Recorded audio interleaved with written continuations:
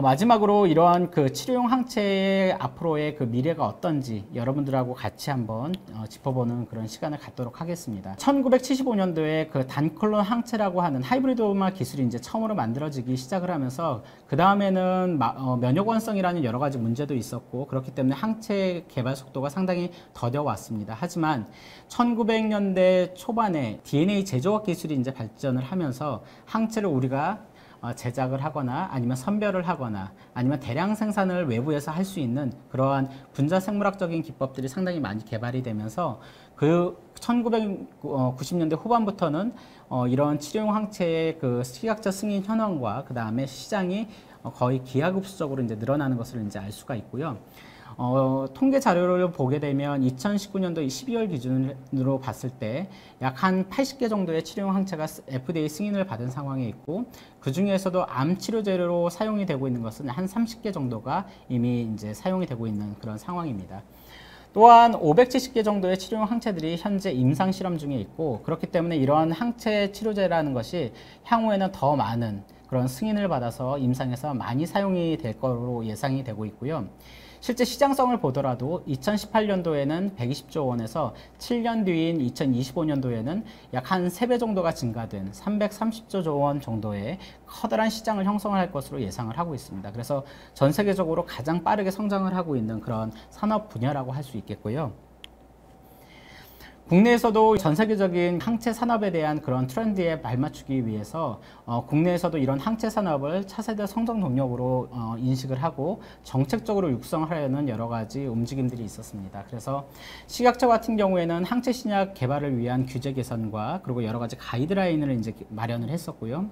그 다음에 이런 항체를 개발하는 데는 여러 가지 기술들이 필요로 하게 됩니다. 그렇기 때문에 학교나 연구소 그리고 산업계에서 개발된 그런 항체 파이프라인들을 빠른 시간 안에 이제 그 실제로 약으로 만들기 위해서 이런 정부에서는 이런 항체 신약 개발을 위한 인프라 같은 것들을 구축을 했고요. 그래서 오송의 신약 개발 지원센터나 이런 그 임상 실험을 할 수 있는 여러 가지 인프라를 구축해서 실제 산업계나 학교 연구소에서 수요가 있는 그런 사람들에게 여러 가지 지원을 해주고 있는 그런 상황이라고 할 수 있겠고요.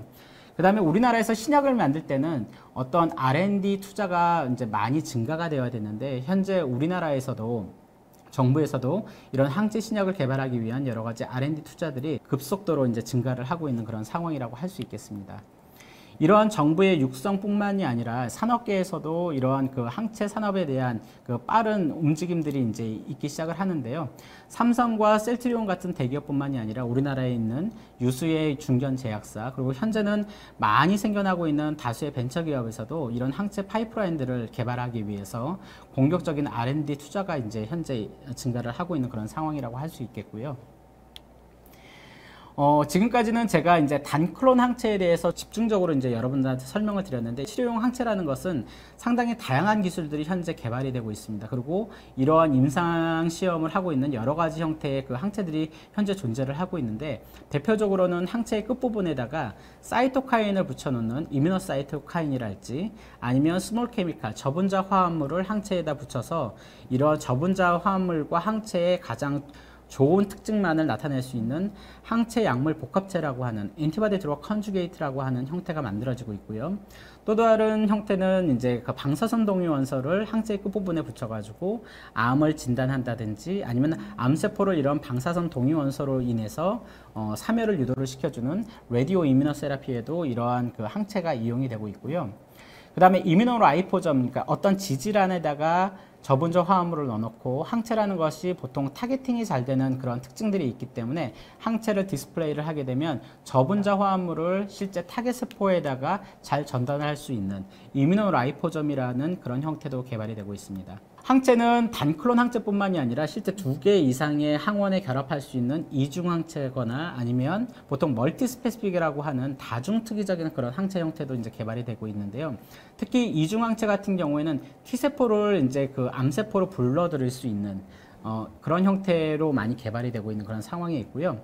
또 최근 들어서는 칼마르게 엔티젠 리셉터 T셀이라고 해서 T셀에다가 아예 표면에다가 항체를 디스플레이를 해서 T세포 자체가 암세포로 빠르게 이동을 해서, 그러니까 혈액에 둥둥 떠다니는 것이 아니라 암세포로 표적화해서 암세포를 효과적으로 더 잘 죽이는 그런 형태의 면역세포 치료제도 이런 항체가 이용이 되고 있다라고 할 수 있겠습니다. 그래서 최근에 이런 칼티의 임상 결과를 보게 되면 아까 제가 면역항암제를 말씀드렸을 때 완전 치유라고 했던 그런 부분이 이런 칼티에 의한 효과로 많이 이제 보고가 되고 있고요.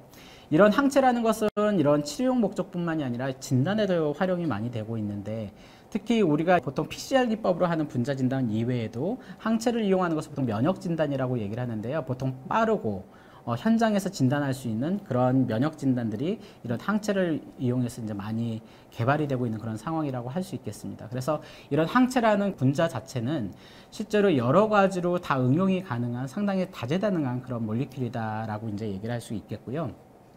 그렇기 때문에 이런 치료용 항체는 현재 시장성도 마찬가지고 상당히 다양하고 빠르게 이제 진화가 되고 있기 때문에 이런 치료용 항체 분야는 상당히 전망이 유망한 그런 분야라고 할 수 있겠습니다. 제가 오늘 준비한 그 강연은 여기서 마치는 걸로 하고요. 되게 많은 중간중간 많은 얘기가 있었는데요. 저희 이게 보면서 얘기하고 저희 사전 질문으로도 온 것도 있어서 이렇게 얘기를 해볼게요.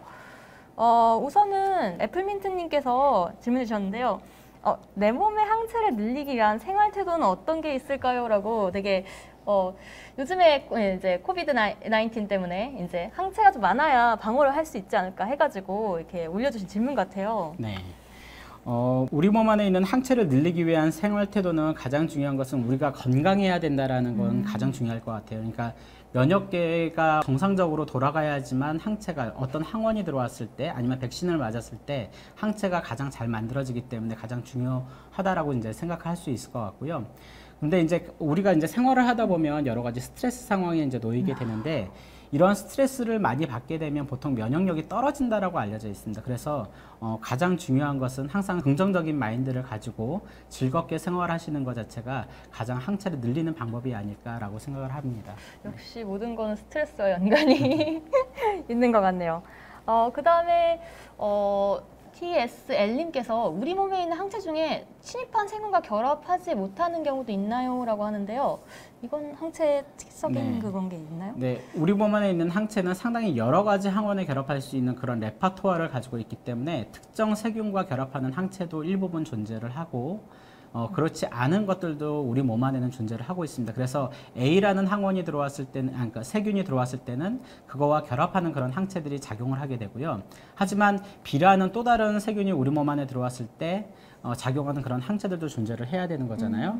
그래서 그런 방어 기전들은 항상 우리 몸 안에 존재를 하고 있다라고 생각을 하시면 될 것 같습니다. 그리고 바이러스 같은 항원이 나노님께서 해주셨는데 돌연변이를 일으키게 되면 항체 결합 부분도 변화가 필요한가요? 라고 해서 중요한 질문 중에 하나라고 생각을 하고 있습니다. 그러니까 이런 바이러스 같은 경우, 특히 RNA 바이러스 같은 경우는 돌연 변이율이 상당히 높기 때문에 사스코브이2 같은 경우에도 여러 가지 변이체들이 이제 많이 보고가 되고 있는 그런 상황인데요. 이거는 항체의 특성에 따라 조금 다르다라고 얘기를 할 수가 있을 것 같습니다. 하나의 항체가 하나의 에피톱을 어떻게 인지를 하느냐에 따라 가지고 변이체들도 인지를 할 수 있는, 억제를 할 수 있는 그런 항체도 있을 수가 있고요. 하지만 이제 그런 에피톱이 어떤가에 따라서 그렇지 못하는 경우도 존재를 하고 있기 때문에 그런 부분은 이제 그 개발하는 개발자가 여러 가지 변이체에 대한 그런 부분들도 이제 같이 비교 분석을 좀 해가면서 가장 넓은 범위의 변이체까지도 효능이 있는 그런 항체를 개발하는 것이 가장 좋지 않을까. 특히 바이러스 같은 경우는 그런 부분이 중요하다고 생각을 하고 있습니다. 이렇게 막 형태를 막 바꿔도 그 바뀌어지지 않는 부위를 타겟을 하면 된다라는 의미일까요? 예를 들면 RBD라는 부분이 이제 여러 가지 돌연 변이를 일으키게 되는데 항체가 결합하는 부위에 돌연 변이를 만일 유도를 하게 되면 이 에피톱이 달라지는 경우도 존재를 하기 때문에 사실은 항체의 결합 부위 같은 경우에는 예를 들면 단클론 항체 형태가 아닌 이중 항체 형태로 하거나 아니면 다중투기적인, 그러니까 같은 항원이라 하더라도 여러 부위를 결합할 수 있는 그런 형태로 항체를 만드는 것이 훨씬 더 효과적이다라고 이제 생각을 할 수가 있겠습니다. 네. 자, 그 다음에 표적 항암 치료에 대해서 얘기가 나왔는데요. 데저트 요즈님께서 하신 건데 보험 가입할 때 표적 항암 치료 이런 것들이 보험 가입할 때 이렇게 하시나 봐요. 그래가지고 과거의 항암 치료가 어떠셨는지 궁금합니다라고 했는데 이 네. 질문이 이제 기존에 있던 항암 치료와 표적 항암 치료가 어떻게 다른지를 설명을 이제 얘기를 하신 것 같은데 네. 아까 말씀해 네네. 주셨죠. 화학. 그러니까 기존에 이제 항암제 같은 경우는 보통 이제 저분자 화합물, 그러니까 화학 제제를 가지고 주로 이제 치료를 많이 해왔었고요. 표적 항암제 같은 경우는 주로 이제 치료 항체가 여기에 이제 포함이 된다라고 생각을 하시면 될 것 같습니다. 그래서 이런 어떤 그 항체라는 거에 아까 말씀드렸던 것처럼 가장 중요한 특징 중에 하나는 항원에 대해서 높은 친화도를 가지고 있기 때문에 표적화가 가능하다라는 그런 장점이 있다라고 말씀을 드렸는데, 이런 항체를 이용해서 표적 항암 치료가 이제 가능하고, 그래서 가장 커다란 차이점은 부작용이 훨씬 더 완화가 되어 있는, 그래서 타겟 세포, 그러니까 예를 들면 암세포만을 표적할 수가 있기 때문에 훨씬 더 부작용은, 정상세포는 독성이 없기 때문에 완화가 되어 있다라고 이제 할 수가 있겠습니다. 네. 그다음에 우리 몸에 만들어진 챙이님께서 하신 질문인데요. 항체가 항원을 인식하지 못하고 우리 몸속 세포를 공격하게 되는 경우도 있을까요? 그런 경우가 이제 저희가 치료용 항체 같은 경우에도 그런 경우가 이제 간혹 일어날 수가 있는데요. 그럴 경우에는 보통 이제 여러 가지 부작용을 나타나게 되는 그런 그 주된 원인 중에 하나로 이제 알려져 있습니다. 네. 보통 이제 암에서 일어나는 대부분의 단백질들 같은 경우에는 정상세포도 가지고 있고, 저희가 치료용 항체를 아무리 그 항원에 대해서 높은 친화도를 가지고 있는 것을 저희가 선별을 한다 하더라도 정상세포에서 전혀 영향이 없는 건 아니거든요. 근데 상대적으로 화학제제보다는 훨씬 더 적다라고 이제 얘기를 할 수가 있고요. 그래서 보통 식약처에서 이런 의약품을 선정을 할 때 부작용이 어느 정도 레벨인지, 우리가 그 매니저블 한 정도의 레벨인지 아닌지 정도를 가지고 허가를 내주는 그런 경우가 있습니다. 그래서 이렇게 정상세포를 공격하는 경우도 존재를 하긴 하고, 이럴 경우에 이제 부작용이 나타나게 된다라고 이해를 하시면 될 것 같습니다. 자, 그다음에 보통 이 항체, 치료용 항체 개발하는데 기간이 얼마나 걸리나요? 보통 한 10년에서 그 이상 걸리는 경우도 많이 있는데요. 현재는 항체를 개발하는데 주요한 기술들이 있습니다. 그리고 이러한 것들이 한 회사에서 처음부터 끝까지 개발하는 것이 아니라 CRO나 CMO라고 해서 항체를 대량 생산을 하거나 아니면 항체의 여러 가지 분석 서비스를 해줄 수 있는 그런 기업들도 상당히 많이 늘어나고 있기 때문에 서로 협력을 통해 가지고 이러한 기간들이 계속적으로 줄여지고 있는 그런 상황이라고 할 수 있겠습니다. 현재는 그러면은 10년 정도 걸리는 현재는 건가요? 10년 정도인데요. 이제 코로나 항체 같은 경우에는 네. 보통 빠르게 식약처에서 허가를 시켜주는 조건부 승인이라는 그런 과정을 거쳐서 조금 더 빨리, 예. 그래서 셀트리온 같은 경우에는 이미 이제 조건부 허가를 받은 그런 상황이라고 할 수 있겠습니다. 항체가 코로나19 변이 바이러스 스파이크 단백질의 수용체와 결합하여 치료용으로 쓰이고 있다고 들었는데 연구 내용에 대해서 궁금하다라고 하셨는데요.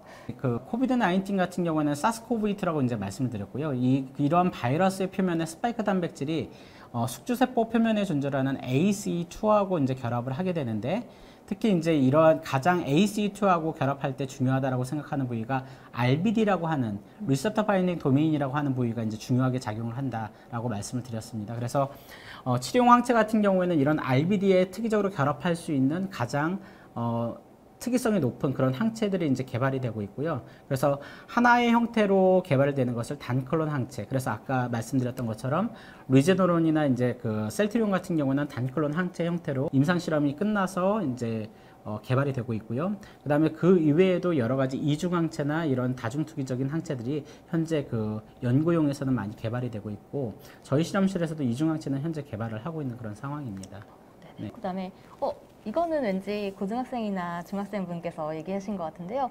저희 항원항체 반응하면은 이제 ABO식 혈액형에 대해서 말하는 항체 응집 반응하고 이거하고 어떤 게 그러니까 비슷한 건지에 대한 그 질문이 있었습니다. 그러니까 항원 항체 반응은 이제 그 같다라고 얘기를 할 수가 있겠고요. 하지만 이제 혈액형 같은 경우는 응집되는 그런 반응들이 일어나는 것을 결과적으로 우리가 보면서 항원 항체 반응이 일어났다라는 것을 이제 보는 거고요. 근데 우리 몸 안에서 일어나는 항원 항체 반응 같은 경우에는 보통 면역세포가 활성화된다. 그래서 보통 이런 우리 몸 안에 있는 면역력이 증가됐다라고 얘기를 할 때는 뭐 예를 들면 백혈구의 수가 증가를 했다든지 아니면 백혈구가 분비를 하고 있는 어떠한 사이토카인 같은 것들이 존재를 하는데요. 그런 것들을 측정을 함으로써 실제 그러니까 항원 항체 반응이 이제 잘 일어났다라는 것을 우리가 보통 확인을 하게 됩니다. 그래서 확인하는 방법에서 약간 차이가 있다라고 생각을 하시면 될 것 같습니다. 그렇군요. 그 단일 클론 항체 그 휴미라의 뭐 한계 뭐 이렇게 그런 게 있을까요? 그러니까 이런 치료용 항체 한계점? 어떤 치료용 항체를 만들었을 경우에 사람마다 그 개인적인 유전자는 동일하지만 사람들마다 이제 그 실제 그 개인적인 차이들은 분명히 존재를 합니다. 그래서 휴미라 같은 경우에도 어떤 사람한테는 한 번 투여를 해도 효과가 아주 우수한 경우가 있고 그렇지 않은 경우도 있기 때문에 이런 차이들은 분명히 존재를 하고 있다. 근데 이런 것들이 어떤 한계라고 보기에는 좀 어렵고요. 하지만 이제 이러한 그 치료용 항체들 같은 경우에도 오랜 기간을 장기간 맞게 되면 보통 이제 암 치료 같은 경우에도 그렇고 이런 면역 질환도 마찬가지고 장기 투여를 해야 되기 때문에 이런 경우에는 보통 내성이라고 하는 저항성이라고 하는 것이 생기기 때문에 최근 들어서는 예를 들면 휴미라를 맞았던 환자가 이런 휴미라에 대한 효과가 없을 경우에는 이런 걸 대체할 수 있는 또 다른 신약들이 개발이 되고 있는 그런 상황이라고 할 수 있겠습니다. 혹시 그 본인님이 기존 바이러스 발생한 변이 바이러스에 따른 새로운 치료제 개발은 기존 것에서 뭔가 이렇게 뭔가를 얻어가지고 이렇게 가능한지? 그러니까 만일에 어떤 변이가 일어나게 되면 그 단백질의 서열이 보통 달라지는 경우가 있기 때문에 그거의 특이적인 것들을 만들어주는 게 가장 중요한데요. 보통 근데 그렇게 개발을 못하는 경우가 뭐냐면, 그러니까 보통 어떤 식으로 개발이 되냐면 하나의 항체를 개발을 했을 때 A라는 것과 B라는 것, 그리고 변이체도 CD가 있을 거 아니에요. 이런 모든 것들을 다 억제를 해줄 수 있는 항체를 만들면 가장 베스트라고 생각을 하고 있습니다. 왜냐하면 항체를 만드는 데 있어서는 많은 비용과 많은 인력과 그 다음에 기간이 소요가 되고 있기 때문에 이런 경제성이라는 부분이 존재를 하거든요. 근데 가장 좋은 것은 보통 우리가 연구를 할 때는 그렇게 이제 할 수가 있는데요. 변이가 있으면 변이에 대한 특이적인 그런 항체들을 만들고 A라는 거에 특이적인 거, B라는 거에 특이적인 거 이렇게 만들면 가장 좋은데 실질적으로 이런 것들이 바로 일어나지 못하는 이유는 뭐냐면 어떤 경제적인 그런 부분들이 있기 때문에 산업계에서는 그렇게 하기보다는 하나의 그 항체가 여러 바이러스 변이에도 작동을 하고 있는지 억제를 할 수 있는지 이런 쪽으로 이제 많이 체크를 먼저 하게 됩니다. 이중항체를 사용할 때 T세포를 암세포로 분리되는 이유가 뭔지 궁금합니다 하는데 이중항체는 아까 말씀드렸던 것처럼 하나의 에피톱이 아닌 두 개의 에피톱, 그러니까 항원을 인지를 할 수 있다고 말씀을 드렸는데요. 두 가지 항원을 잡을 수 있는데 하나는 암세포의 표면에 있는 항원을 잡게 되고 또 다른 하나는 T세포 표면에 있는 항원을 잡게 됩니다. 그렇기 때문에 이런 이중항체를 우리 체내에 넣어주게 되면 T세포를 암세포 쪽으로 끌어당기는 것이 훨씬 더 효과적으로 일어나기 때문에 이런 형태로 이제 그 항체 포맷을 만들어서 우리가 치료제로 사용을 하게 됩니다. 암세포 근처에 T세포들이 많이 존재를 하게 되면 T세포가 활성화돼서 예를 들면 어떤 물질들을 분비를 해서 암세포를 더 효과적으로 사멸을 유도를 할 수가 있기 때문에 이런 이중항체를 이용해서 T세포를 끌어당겨주는 그러한 형태로 이제 개발이 되게 되고 이런 것들을 보통 우리가 T셀 인게이저라고 보통 얘기를 하고 있습니다. 네. 자, 이렇게 해서 시간이 거의 다 마무리되었는데요. 교수님 오늘 네. 이렇게 강연 이렇게 실시간으로 해보시니까 어떠세요? 익숙하지는 않았는데 학생들의 그 여러 그 시청자분들의 그 의견을 즉각적으로 들을 수 있으니까 훨씬 더 이제 생기 있고 좋았던 것 같습니다. 네. 자, 오늘 강연해주신 이성민 교수님께 다시 한번 큰 박수 부탁드립니다. 감사합니다. 네. 마지막으로 토요과학 강연에서는 만족도 조사, 수강 인증 과정, 후기 이벤트 작성 등 많은 이벤트를 하고 있습니다. 많은 참여 부탁드리고요. 긴 시간 동안 참여해주신 여러분 모든 분께 감사드립니다. 저희 토요과학 강연은 다다음 주 토요일 9월 11일 헨젤, 레터, 아르키메데스로 다시 찾아뵙겠습니다. 지금까지 신청해주신 여러분 대단히 고맙습니다. 그럼 다음 시간에 또 만나요. 네.